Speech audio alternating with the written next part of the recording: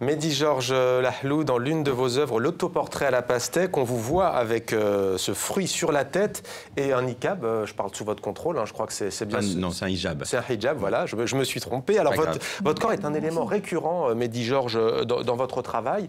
Pourquoi? Je sais que vous faites aussi des performances, là, en l'occurrence il s'agit d'une photo. Pourquoi est-ce que vous vous mettez vous-même au cœur de vos œuvres?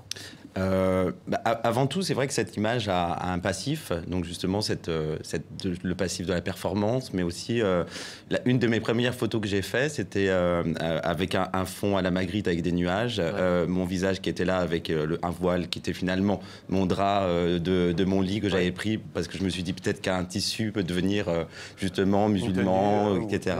Et j'avais marqué en dessous, ceci n'est pas une femme musulmane. Donc voilà, avant tout, c'était donc un hommage bien sûr à Magritte, mais c'était aussi pour finalement jouer au détour et tout ça. Donc dans mes performances, souvent par cette question d'idiotie, de l'équilibre, trouver son équilibre autant politique, culturel qu'esthétique, et j'en viens à poser des choses sur la tête et à savoir si je vais pouvoir les balancer et les tenir.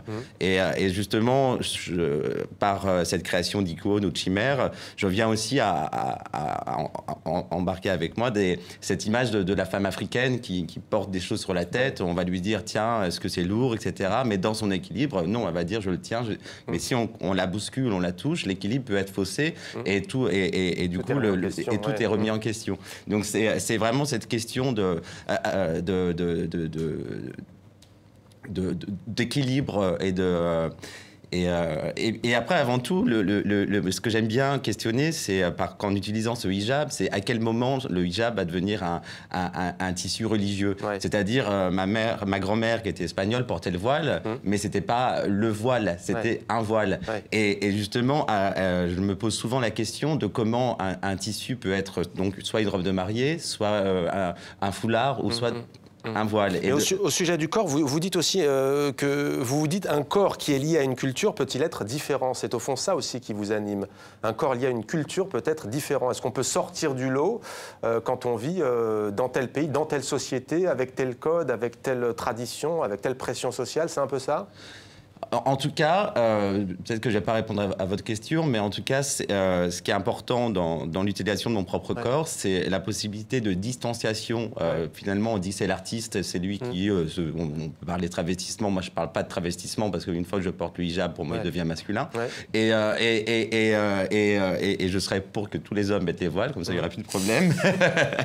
mais c'est plus cette possibilité de distanciation, parce qu'on dit c'est l'artiste qui le fait, c'est son histoire, il est un peu...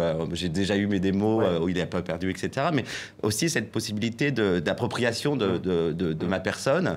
On ne va pas m'identifier à quelqu'un, on va plutôt à un maghrébin, donc on va dire, tiens, c'est sa culture, etc. Mais est-ce que c'est vraiment ma culture? Est-ce que parce que j'ai une tête d'arabe, est-ce que j'ai vraiment une culture d'arabe? Et c'est ça justement aussi que je vais poser en question, la question de la représentation. Ce que je représente est-il réel, sachant que tout mon travail relève du faux. Et donc, tout est vrai, mais tout est faux. Il y a par exemple Vive la fête où l'on voit des boules à facettes à la Mecque. On peut aussi vous voir dans Tango. Vous êtes dénudé avec une femme, là encore, qui porte une tenue entre guillemets religieuse. Alors, c'est parfois... Qui n'est pas une femme. Qui n'est pas une femme, d'ailleurs. Qui est moi-même. Qui est vous-même, oui. Ça, c'est dans le livre, effectivement, d'ailleurs, qui est déjà sorti, j'en profite pour le présenter, qui est sorti déjà en Belgique et qui sort le 13 octobre prochain. C'est ça, Mehdi Georges Lahlou, en France.